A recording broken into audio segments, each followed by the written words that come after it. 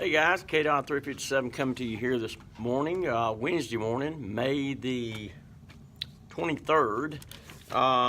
First of all, we're very proud of Mr. Britton Buchanan. He finished very well. He did well. Didn't win the whole thing, but hey, I think his career is already made. He's an outstanding singer, incredibly talented, and he is from our town, Sanford, North Carolina. Out of all the cities in the United States, we're proud to have him represent us, and I think this young man's going to do very well in his career. I watched it last night and stayed up, and the young lady that won, of course, she's very talented too. Pretty good competition there, but we're very, very, very proud of Britton Buchanan from Sanford, NC. He represented us very, very well, and he's going to do good. He's got a bright career ahead of him, no doubt about it at all. So I want to talk to you a little bit this morning about our concealed carry classes. And by the way, don't forget our deal for 2 days is still going on. It's still going on. It's for a Tech PF9 that we've got priced at $239. It's a saving of $50 off of $289.99. The Tech PF9 is chambered in 9mm. It's thin. It's a single stack magazine. Great little gun for concealed carry and very reliable. Speaking of concealed carry, you know, our classes are just $49. And by the way, feel free to share this video. Of course, I'm obviously going to load it up to my YouTube channel, and I'll probably connect the link to my Facebook page. But $49. It is pretty much an all-day class. Starts at 8 o'clock that morning. We do take breaks every hour, and we'll take a lunch break.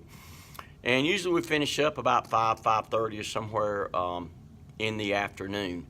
The concealed carry class is, and I always tell people, is not the class you come to learn how to shoot guns. Yes, we do go over shooting fundamentals and things like that, but overwhelmingly it's a legal block. You know, you learn in that class when deadly force is authorized and when it's not authorized. And I always hype in that class that, you know, everything that we're talking about is North Carolina, okay?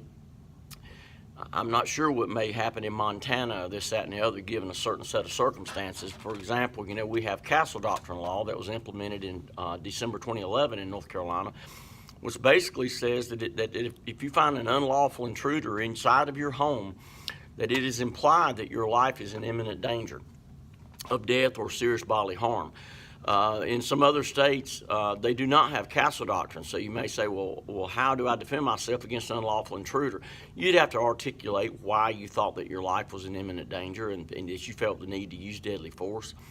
North Carolina is a pretty gun-friendly state insofar as guns and buying guns, and also the right to defend yourself as well.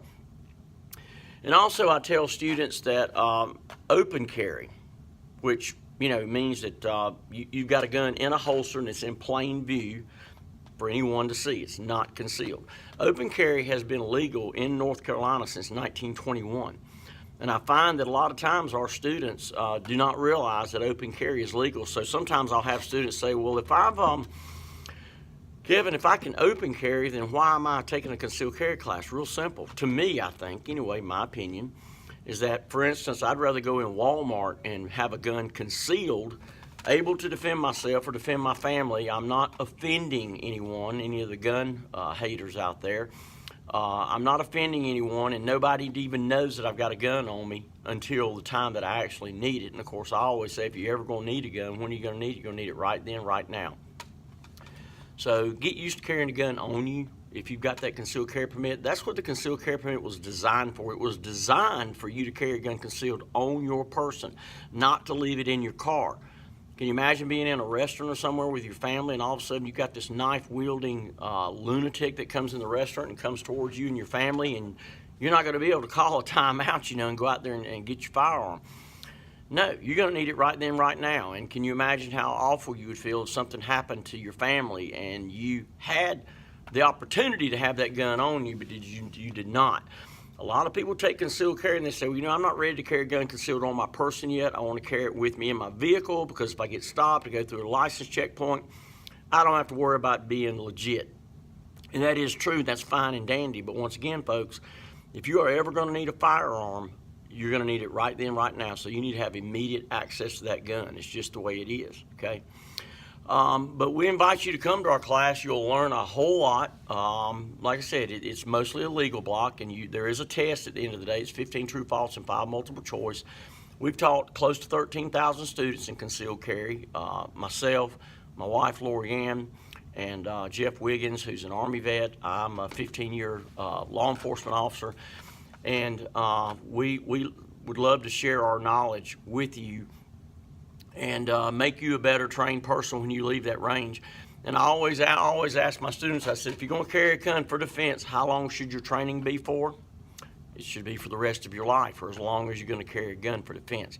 Your training don't stop there. That's why law enforcement, military continue to train while they serve, is because they never know, we never know when we're going to be called into action, and you're going to default to that level of training, okay? You're not going to rise to the occasion that some people may think may happen. No, you're going to default to your level of training, as Lieutenant Colonel Dave Grossman says. He's a retired Army Ranger, and I've been to see one of his speaking engagements in Greensboro about, probably been 6, 7, 8 years ago. He's a very good speaker, and he comes around, he goes around all over the country speaking. He spoke on what he calls the bulletproof mind, basically what the body goes through before, during, and after a deadly force encounter or a gunfight. Very good. He does a really good job holding your attention. He goes all around the country now with a couple other gentlemen teaching church security seminars and things like that, which we've been doing for the last 2 years. So, and I'd love to go to one of their seminars sometime soon. Most of them, I think, are sort of like an all-day workshop. And by the way, we do our free seminars here at our store once a month, toward the end of the month, usually on a Thursday, and it runs from 7 to 10. Here at our store in Sanford, it's free of charge, no charge. And I'll talk about this in another video, but we do have what we call a church boot camp that lasts for 2 days. And you'll learn a whole lot. We'll spend about a day on a range, and then we'll spend the rest of the time in a classroom, and we'll finish up doing scenarios that we'll pose to your team, and we will see how your team responds. And then we will critique after each scenario and then do an overall briefing. I've got a couple churches, one in particular, I won't call their name, that just finished it, and they probably wouldn't care if I called their name because they gave me a really nice testimonial that I could share on my Facebook page or however I wanted to use it, and I greatly appreciate that. They were very kind to do that.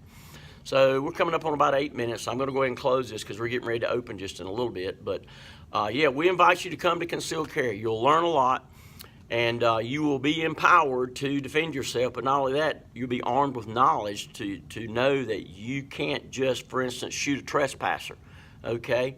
If that's all they're doing is trespassing, you cannot use deadly force. You'd be surprised how many people think that you can use deadly force for a trespasser. You cannot do that. I had a person in my class not long ago that thought you could use deadly force for the use of violent language. In other words, I get up in your face, I call you names, not making threats, but I call your names and just curse you and this, that, and the other. This individual thought that you should be able to use deadly force for that. In North Carolina, deadly force is not allowed for the use of violent language, so you learn a lot. So we invite you to come. Our next classes are set for June the 2nd, which is on a Saturday. We've got one set for June the 5th, which is on a Tuesday. And then we've got another one set for June 16th, which is on a Saturday. You can go to our website at carolinafirearmstraining.com and just click courses. It'll take you to the calendar. You'll make sure you're in the right month, and then select the day that you would like to attend, or you can give us a call at 919-708-5475, and we'd be glad to register you over the phone. So, and also don't forget, come on by and spend $1 for a chance to win a Mossberg Maverick 88 20 gauge youth shotgun. It's a pump shotgun, make a great home defense gun. So come on by and spend $1 for a chance to win that as well. So till I see you next time, stay armed and stay safe.